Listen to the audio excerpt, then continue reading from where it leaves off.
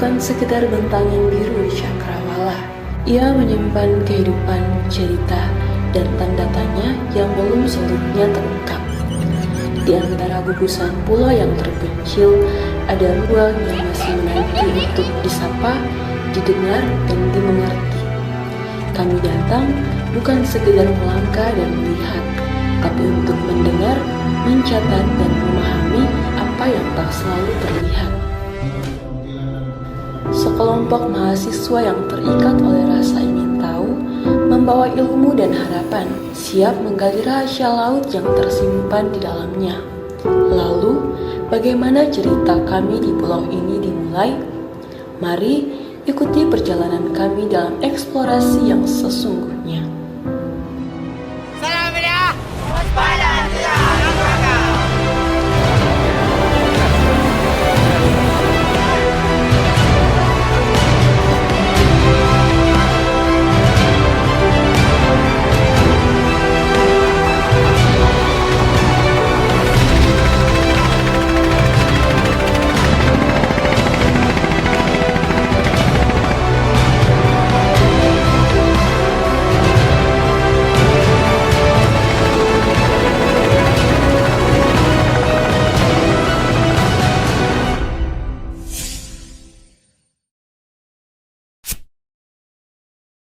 Kegiatan Explore Spermonde merupakan salah satu program kerja dari FDC UNAS yang bertujuan untuk mengeksplorasi sumber daya perairan dan kondisi sosial dari Kepulauan Spermonde.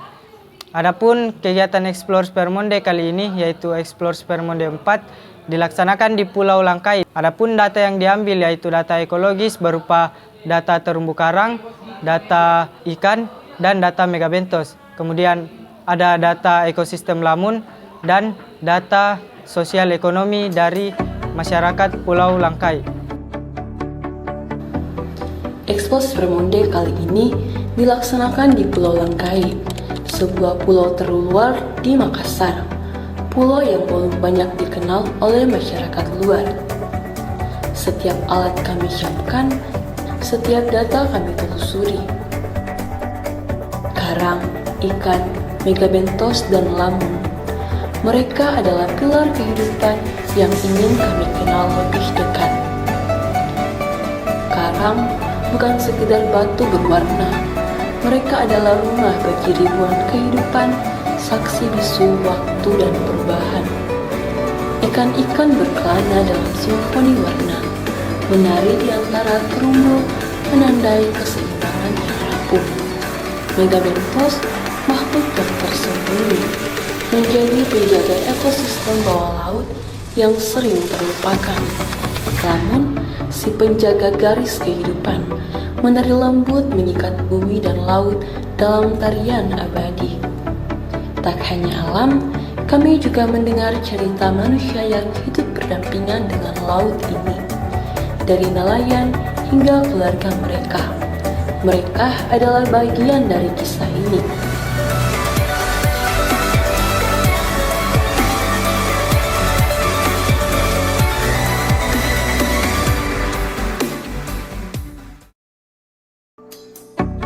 Hari kedua membawa kami semakin dalam mengenal kehidupan laut dan masyarakatnya. Data yang kami kumpulkan adalah kepingan cerita yang saling terikat.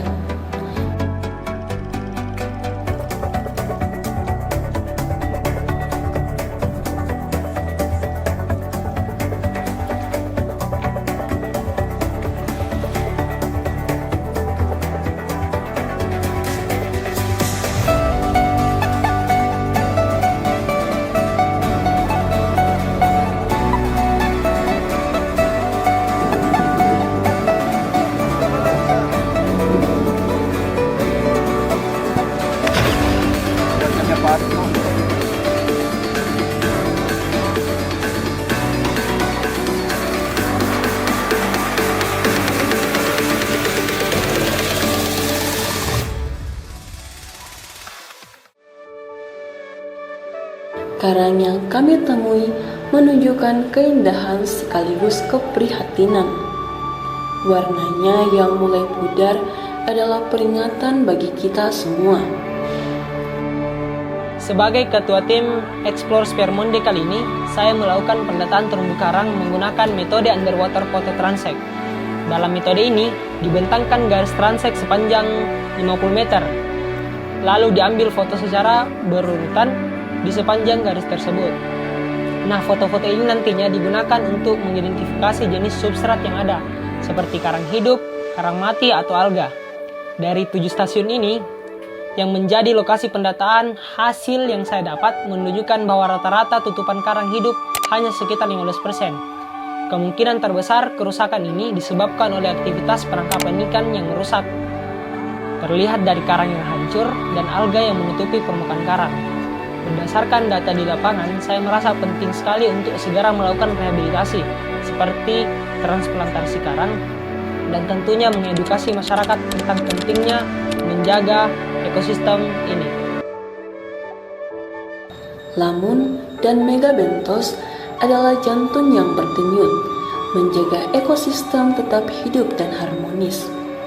Metode yang saya gunakan yaitu metode transect kuadran untuk pendataan lamun.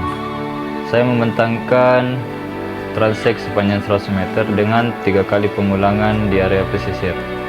Lalu mencatat jenis lamun yang tumbuh dan menghitung tutupan lamun pada area frame dengan interval frame 10 meter. Tujuan saya itu untuk melihat tutupan lamun dan komposisi jenis pada 4 stasiun Pulau Langkai. Dari data yang saya kumpulkan, tutupan lamun tergolong sangat padat dengan nilai 93,75% dan nilai terendah pada nilai 46,21%. Adapun spesies dominan yaitu Thalassia hempricci dan Simuracea cerulata. Saya juga melihat adanya gangguan pada ekosistem lamun yang diakibatkan oleh manusia, terusnya karena pencemaran laut. Lamun sering dianggap tidak penting, padahal mempunyai fungsi yang sangat banyak, antara lain sebagai penanam abrasi, penyerap karbon, dan sebagai habitat juvenil ikan. Harapan saya adalah terjadinya kesadaran pada masyarakat dan langkah konservasi lebih diperkuat. Dalam pendataan megabentos, saya menggunakan metode transect sabuk dengan panjang 50 meter dan lebar 1 meter ke kanan, 1 meter ke kiri. Dari meteran 0 sampai 50 meter, pada setiap stasiun, saya berjalan perlahan di perairan dangkal dan mendata setiap biota yang saya dapat, seperti Lynchkia levigata, Dedemacetosum, ataupun Drupella. Hasilnya, saya menemukan Lynchkia levigata pada setiap stasiun dari stasiun 1 sampai stasiun 4. Hal ini menunjukkan bahwa kondisi terumbu karang tersebut relatif baik. Namun, mengejutkan. Dengan jumlah yang banyak, bisa menjadi pertanda ketidakseimbangan ekosistem. Kemungkinan disebabkan oleh eksploitasi terhadap biota lain, seperti teripang ataupun timah. Padahal penting untuk menjaga keseimbangan ekosistem yang berkelanjutan. Menurut saya, perlu membatasi penangkapan biota lain untuk menjaga populasi habitat tetap lestari. Gerombolan ikan yang melintas bagaikan nyawa yang mengalir, menandakan keseimbangan yang harus dijaga.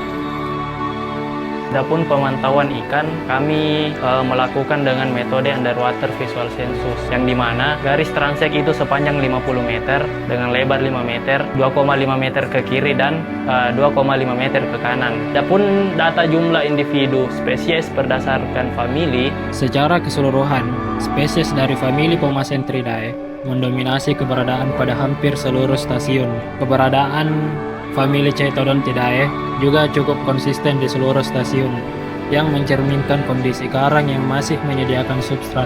Sementara itu, famili lain seperti Labridae dan Acanthuridae muncul di sebagian besar lokasi dengan kelimpahan sedang. Dengan demikian, distribusi spesies ikan karang berdasarkan famili ini dapat memberikan gambaran awal kondisi ekologis di masing-masing wilayah dan menjadi landasan penting dalam merancang strategi konservasi serta pengelolaan berbasis ekosistem.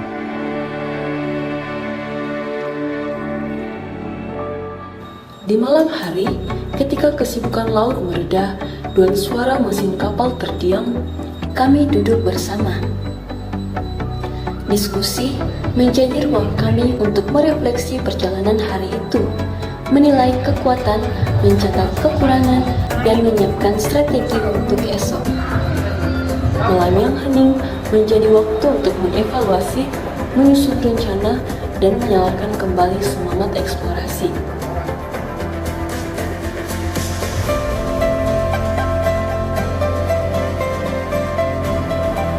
Hari baru menyapa dengan semangat yang berbeda.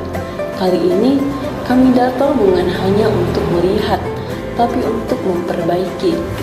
Dengan perlengkapan selam lengkap dan fragmen karang yang telah dipersiapkan, kami menyelam perlahan ke kedalaman. Di bawah sana, lokasi yang telah kami survei sebelumnya menjadi tempat tumbuhnya harapan baru. Transplantasi karang bukan pekerjaan singkat. Ia menuntut ketelitian, kesabaran, dan keyakinan bahwa setiap fragmen yang ditanam hari ini akan menjadi bagian dari rumah bagi kehidupan laut esok hari. Di bawah laut, kami tak lagi bicara, namun setiap gerakan kami adalah pesan bahwa laut ini layak diperjuangkan, bukan hanya untuk kami, tapi untuk masa depan.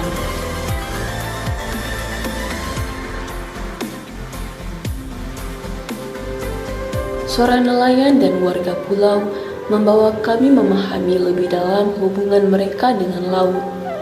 Laut bukan hanya tempat mencari nafkah, tapi juga rumah dan identitas. Mereka berbagi kisah tentang pasang surut kehidupan, harapan akan laut yang lestari, dan perjuangan menjaga warisan alam ini.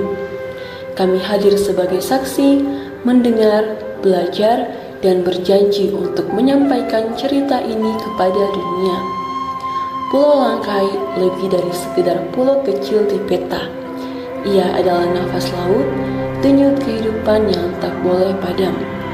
Kisah karang, ikan, megabentos, lamun, dan manusia di sini adalah cermin kita semua. Tanggung jawab kita bersama untuk menjaga, merawat, dan mencintai. Dengan setiap langkah kami bawa pesan ini, jaga laut, jaga kita semua.